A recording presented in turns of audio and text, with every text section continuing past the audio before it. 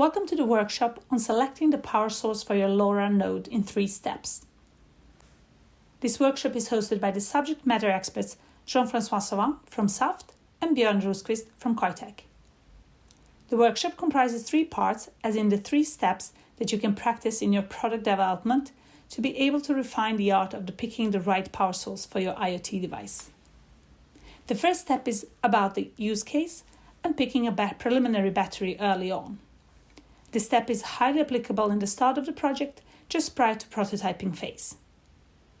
The second step is applicable throughout the development project, and it is about measuring and understanding the device power consumption and estimating battery life for every change of hardware or software, or different user scenarios. The third step is also applicable throughout the development project. It is about battery profiling and what detailed insights you can gain on batteries and the battery life to make the right choice. So let's get started. Hello everyone, my name is Jean-François Savant. I'm an application engineer for Saft Connected Energy Division. My everyday job is to guide prospects and customers to the battery solution matching their use case. Just a quick and few words concerning Saft. Saft is a manufacturing battery cells and battery assemblies for more than 100 years and has a leading position on various markets such as aviation, space and defense, data centers, railways, and other off-road mobility applications. Connected Energy focuses on lithium primary and rechargeable chemistries. Its main markets are smart metering and IoT, where we power applications like smart parking, tracking, etc. To do so, we have 3 different kinds of battery solutions that can match IoT application: thionyl chloride cells, lithium manganese dioxide cells, and hybrid solutions associating bobine thionyl chloride cells and supercapacitor. Many parameters coming from your use case and business case will impact the battery selection. For example, in which environment will you deploy your solution? Will it be indoors or outdoors? If it's outdoors, in which region of the world? This will influence the temperature seen by the device and the battery during its field life. And of course, it will drastically impact the battery lifetime and behavior. What type of connectivity solution will be used? Cellular-based or radio-based? This will strongly impact the type of battery you may need. High energy versus high power. The maximum pulse value, for example, will naturally favor some solution versus others. How often do you want to retrieve data? The transmission period consumes energy. So the more frequently you transmit, the more energy you consume. Be aware also at the transmission duration. Then, the voltage range of the application is quite important, since the battery has to maintain the voltage level above the cutoff voltage during the whole life of the application. So again, this is a parameter that can limit your choice of battery technology and or the lifetime of your solution. Batteries are not constant voltage generator. It is not easy to check the influence of these parameters when the electronic design is not even started. And the current information about batteries is often in datasheet, but you don't get any guidance on the battery selection, which type of chemistry, size, etc. This is why we created a simple tool to help you select with very few technical data between all the available options within Saft offer. So to reach the smart selector, you need to look for saftbatteries.com in the address bar. Then you choose market sectors and open a new Windows. Right under telecom and network on the middle of the screen, you will find IoT, and that you need to select. And that's it. So at this stage, begin the 7 choices to be selected by you. The first of one concerns the environment. Let's take smart city waste. Then the temperature data range, indoor or outdoor, in which region Shall we take Europe, for instance? And have you chosen the connectivity solution? LoRa? The periodicity would be twice an hour. You can see here the impact on capacity. What your lifetime expectation? 5 years. This is the capacity. Next topics. As a result, you will find a summary of your choices and all project parameters and typical profile on the right side. Under it, you will find Saft battery solution, the more adapted to the situation. Both solutions are A-size cell. One is lithium manganese cell electrochemistry, and the other one is lithium thionyl chloride with lithium ion capacitor for handling pulses. This tool will allow you to modify your assumption by using the edit button. Let's try, for example, to increase the voltage from 2.2 volt up to 2.7 volt, and let's see what happened after checking on upload button. Now, the LM cell type disappeared. The minimum voltage is too high for this kind of cell. However, it remains again LS plus lithium cap solution. Let's see now another case by changing the signal period from twice an hour up to 6 times a day. Oh, wonderful! The cell size is smaller now. The AA cell format with lithium cap should do the work. And finally, when you stop to play with the different parameters and you want to get the result of your work, just fill this part with, of course, your mail address to receive directly in your mailbox the study in PDF format. A report will be sent to the mail address you've mentioned after your simulation. On the first page, you can see a summary of all your input parameters, connectivity solution and corresponding consumption profile, time frequency of transmission, temperature profile of the selected location or of your device, and the cutoff voltage.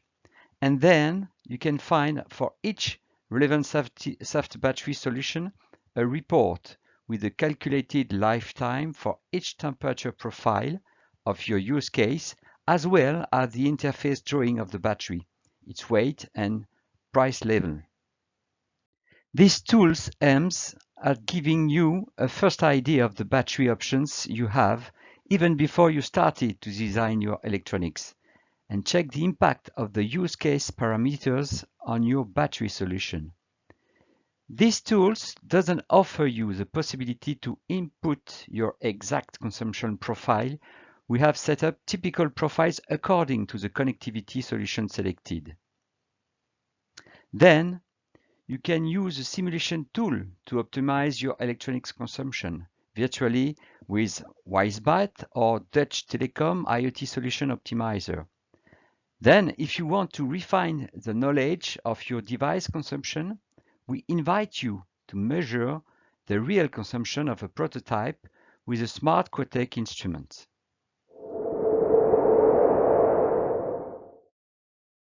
Hi, my name is Björn Rosqvist and I'm head of product development at Qoitech.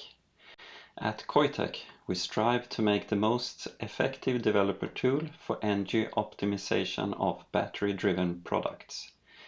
By enabling ease of use, our products help developers throughout the stack to develop for longer battery life, shorter development cycles, and lower maintenance cost. I will be using our OTI Arc and OTI Battery Toolbox to guide you through the steps 2 and 3 of the workshop. When you have your first prototype, you can use OTI for optimizing the design and also get better and better battery life estimates. During your development, measure the device power profile all the time. Measure peak current, average current, sleep current, duty cycle, and so on.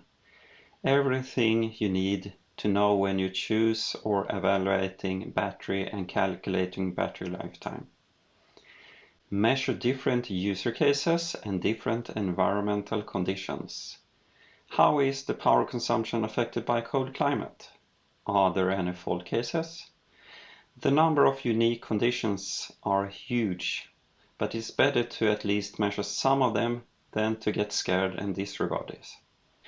Do not make changes in the hardware or software without also measure the power profile. There is always a risk that a fault is introduced. Make modifications and compare the measurements. Repetitive measurements give insight in the design. Understand your hardware and software to optimize the design. Use the UART functionality to understand your power profile better. During development, write clever printouts on your UART so you can understand what the device is doing. This gives you insight in where in the code the device is executing. Make sure you understand how software impacts the current consumption. Later, when the development is finished, turn off UART printout, not to waste unnecessary energy. Import network log files if you have access to them, to understand how the network impacts power consumption. Weak network or long distance to gateway and weather conditions will impact the current consumption. Import network log files to understand the situation. Retransmissions impact both RX and TX and will affect the battery lifetime of your device. Another thing that will impact is the device density. How many other LoRa devices are there in the network? Are there other devices that might disturb the communication? I will show you a practical example where I start with two normal use cases and then also include a corner case. I will use the battery chosen in part 1 and estimate the battery lifetime with this. And of course, as soon as you do modifications, this must be iterated. I will use a sensor from Bintel as device, and the normal use case are when the device transmits in spreading factor 12 and spreading factor 7.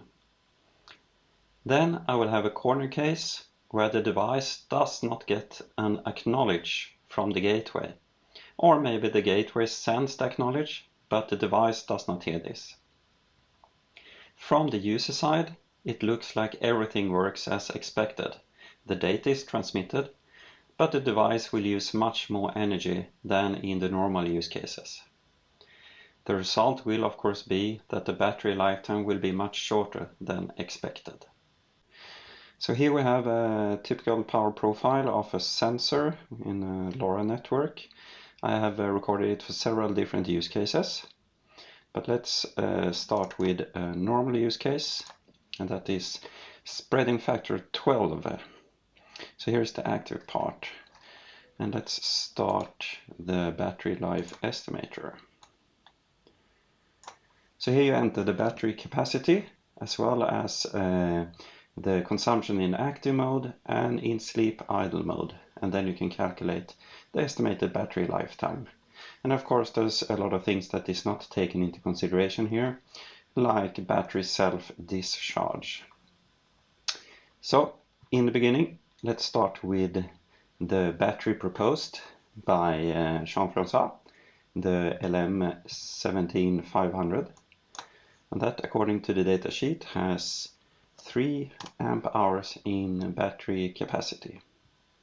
And now we're going to choose the consumption in active mode, but since we have the recording here, I will just mark this active part, and then I can get it from the selection, so I don't need to type it in or measure it in another way. So then it's being copied, the current consumption, the average current consumption, and the timing. And then we have the sleep period, and I do the same. Let's take a part of the sleep period and copy that from the selection. But here the sleep time is not what I marked here. Let's say that we have a cycle time of 3 minutes, 180 seconds, and then I can calculate the sleep time as 180 seconds minus this active time.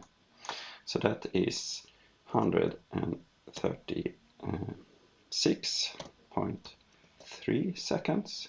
So then I can calculate the battery life estimates here. So it's with this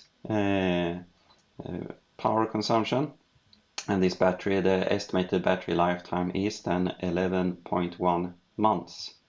So let's see how the spreading factor affects this battery life. So here I have a recording with spreading factor 12. So let's zoom in on this active part, mark it, and get it from selection. And I, like before, the average sleep current is the same, but now the timing is a little bit different. Now we have 1.3 in active mode and the rest is in sleep, so that is 178.7 seconds. Okay, wow, that was a big difference. So now with this battery, the estimated battery lifetime is then 17.2 years. Yeah, you can think about that if that is really a correct figure. But with this data as input, this is what you get. Okay, but so this was two normal use cases where you have the sensor sends data to the gateway and the gateway sends back an acknowledge. So this is normal use cases, but remember that when you do your battery life estimation, then you also need to think about different other use cases. Maybe there is a faulty use case that drains the battery. So sorry, what I have here is then a faulty use case. It's when the sensor sends data but doesn't get an acknowledge back, or maybe the gateway sends the acknowledge but the sensor doesn't hear this, so it continues sending, trying to contact the gateway. So I mean, this could be a faulty use case, and let's see how that would affect the battery lifetime. So again, let's mark the area for this. Now the active period is much longer.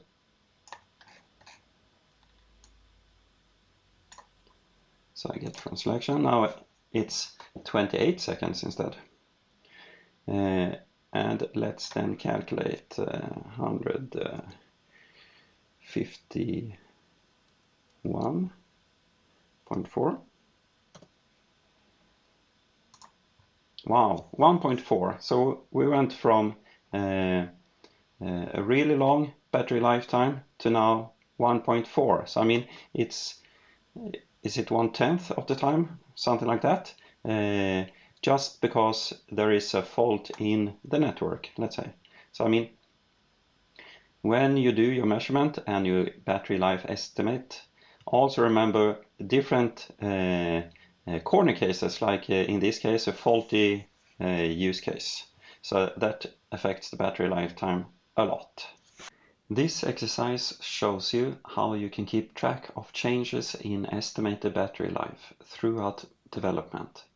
It may not give you the exact battery life, since that depends on how accurate information you have on the battery, but it gives you insight what will affect the battery life for any iteration in your hardware, software, or in the ecosystem. By measuring all the time, you minimize the risk of getting surprises later in the project that will create delays or unhappy customers.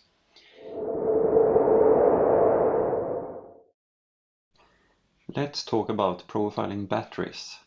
A battery profile is a description of the battery's discharge behavior for a specific load in a specific environment. You can find this information in the battery datasheet like this one. OTI Battery Toolbox can generate battery profiles for your specific device and environment by discharging a battery connected to OTI Arc according to a defined power profile. This discharge power profile is basically the same power profile as was measured in previous step 2.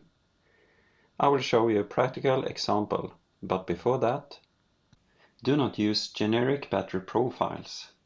Make battery profiles for the specific device. Use device consumption data from when you have measured the power profile for your device. Profile the batteries for the specific environment, like temperature and so on. This impacts available battery capacity a lot. Create battery profiles for all batteries that are intended for the device, since batteries from different manufacturers may differ a lot.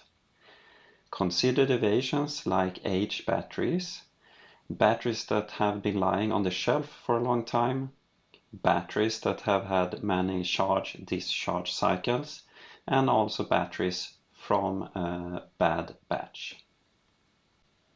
For this, I have picked the generic node as an example. This device uses a 3-volt battery system with a cutoff voltage somewhere between 1.9 and 2 volts. Maximum current consumption is 90 mA when transmitting in 14 dBm. This is measured for spreading factor 9, U868, on an initial version of the device, so this might change as the development continues. Sleep current is 70 microamp, and also this is measured on an initial version. The device cycle time is 1 message every minute, so this means 60 messages per hour. In many cases, the device power profile together with the battery chosen means many years of battery lifetime. We do not have time to discharge the battery that long, so somehow we need to accelerate the discharge. For this, we create our accelerated profile for discharging. You need to consider a lot of things when creating this accelerated profile. For example, some batteries and form factors are sensitive to high discharge current and others are not. So if you profile a battery that is sensitive, then try to keep the high discharge roughly the same as the real application consumes energy. Also, cycle time can be shortened. Just make sure that the battery have time to recover after a pulse. To increase the total discharge energy, it is wise to also increase the sleep current consumption. But remember to have time to recover also here. So for the generic node device, I will show you how an accelerated profile is created to be used in ATI battery toolbox. For the high discharge, we will keep the same as generic node, and that is 90 mA. For a 3-volt battery, that means 270 mW. And if you have two 1.5 volt batteries, that means half of that for each cell. So that is 135 mW. This gives, for the high discharge, constant power of either 270 mW or 135 mW, depending on if 1 or 2 cells are profiled. The time high and time low is decided by the cycle time. So let's use the Things Network Arctime calculator. The limitation is 1% maximum duty cycle for LoRa, and for spreading factor 9, this means roughly 206 millisecond TX, and that gives a total cycle time of 20.6 seconds. In these conditions, the device will transmit 174 messages per hour. For spreading factor 12, this means 1483 milliseconds of TX and a total cycle time of roughly 148 seconds. This means 24 messages per hour maximum. So instead of 60 messages per hour, as the generic node transmit with, we will increase this to the maximum for spreading factor 9. That is 174 messages per hour. Also, since ATI-Arc only discharged the battery in 2 steps, high and low, I increase the high discharge from 206 milliseconds to 230 milliseconds. By doing this, then the real active transmission has the same energy consumption as the accelerated profile. This gives, for high discharge time, 230 milliseconds, and for the low discharge time, 20.6 seconds minus 230 milliseconds, and that is 20.37 seconds. To get a decent total discharge time for batteries in the size of 3000 mAh, we need to increase the low current. After a discussion with Saft, they recommend a low discharge of 5 mA for LM17500. Jean-François, do you have any comments regarding accelerating the profile? Thank you, Björn. Since none of us have all the time in the world and you simply can't test your application over its real field life, shortening your testing duration is of interest. But this should not jeopardize the quality of your results. So let's discuss on the strategy to accelerate testing that you showcased. Option 1, increase the high discharge current. So yes, this option works and could be acceptable for manganese dioxide technology with certain limits, but doesn't really work with thionyl chloride bobines type cells. The maximum pulse level has a significant impact on the end of life of an IoT application because of the delay effect of the voltage response on the pulse. As you see on the graph, there is a voltage drop and a voltage recovery during a pulse solicitation of the cell. This voltage drop will increase if the pulse value increases. So if you test this type of battery with higher pulse value, you may reach the cutoff voltage of the application much earlier than in a real condition. For the lithium manganese dioxide technology, and in this case LM17500 that was profiled in this workshop, it will work. But as you can see on this graph, the higher the pulse value, the lower the voltage response of the cell. So contact us to help you figure out the right parameters. Option 2, increase the max pulse duration. For spiral cells, changing these parameters can work, and we are happy to provide you with help so you avoid trial and error. Again, for thionyl chloride bobine cells, it will change more probably the cell's behavior, so here we would not recommend. Option 3, increase the low current value.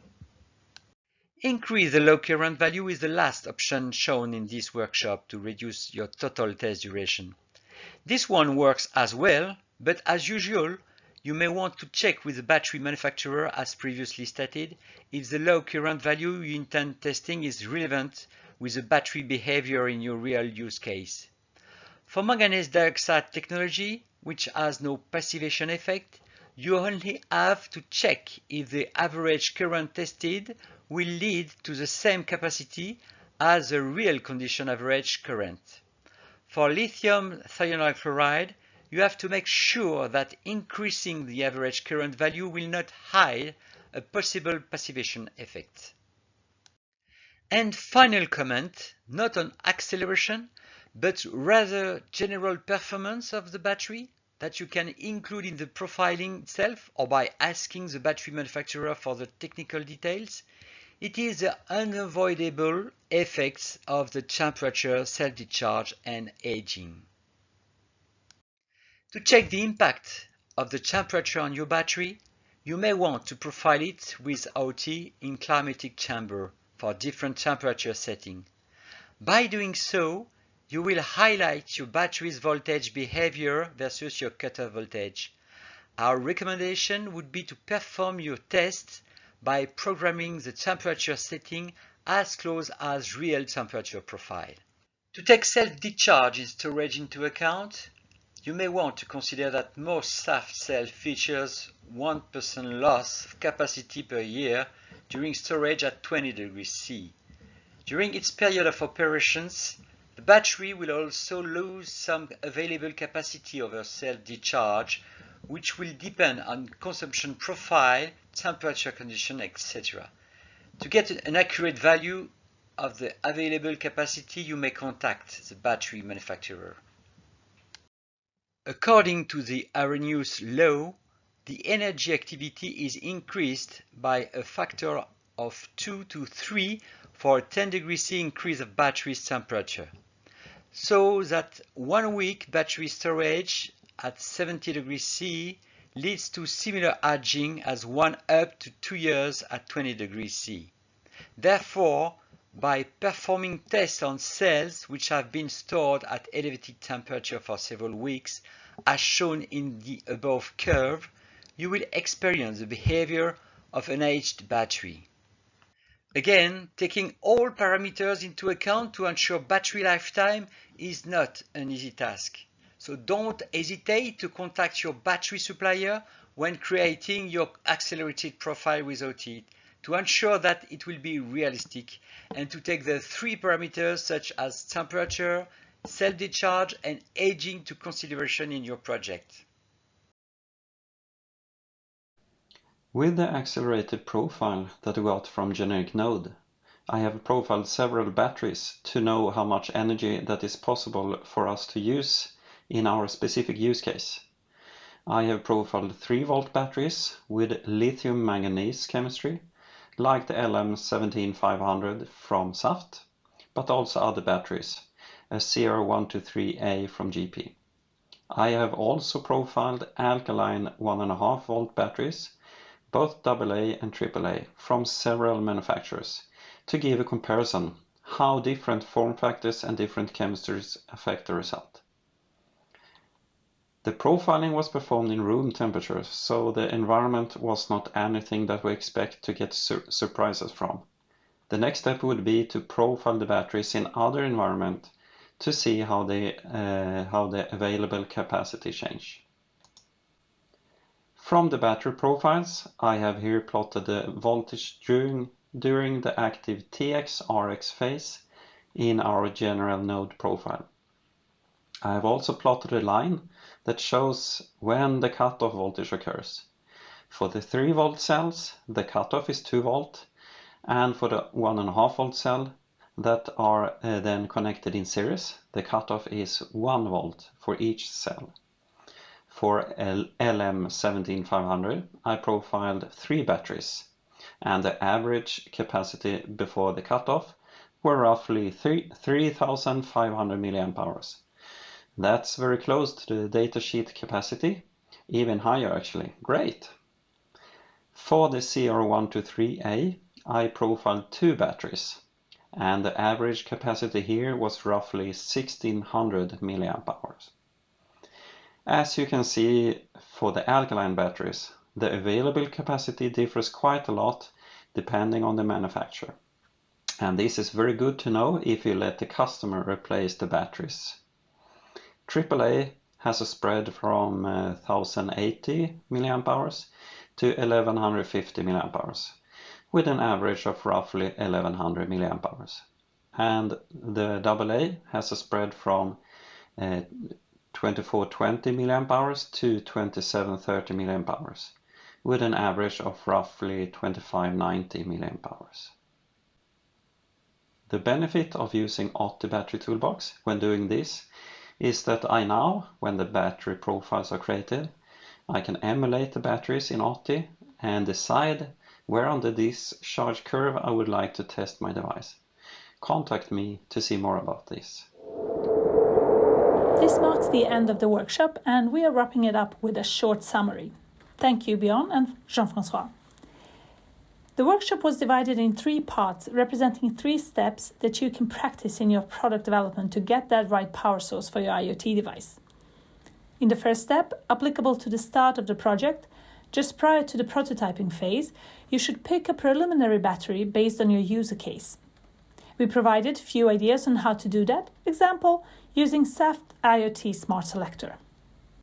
The second step applies throughout the development project, which means that you should start measuring power consumption of your device and estimating battery life for every change of hardware or software or different use scenarios. Use OTI Battery Life Estimator that collects information about your hardware from the actual measurements, and use battery information provided from the step 1, IoT Smart Selector or your battery manufacturer. In the third and last step covered in the workshop, we presented a way to discharge your preliminary battery or several batteries with power consumption information about your device. to see how much capacity can be used from them for the specific application. We call it battery profiling. For this you need to understand how to accelerate the discharge, since no one has the time to wait for battery to discharge on its own pace. Always consult the battery manufacturer on the accelerated profile, especially since some batteries cannot be accelerated because of their chemistry. We used OTARC and OTBattery Toolbox and got the accelerated profile confirmed by the battery manufacturer Saft. Thank you for watching. Looking forward to your questions and thoughts. Stay tuned for the Q&A.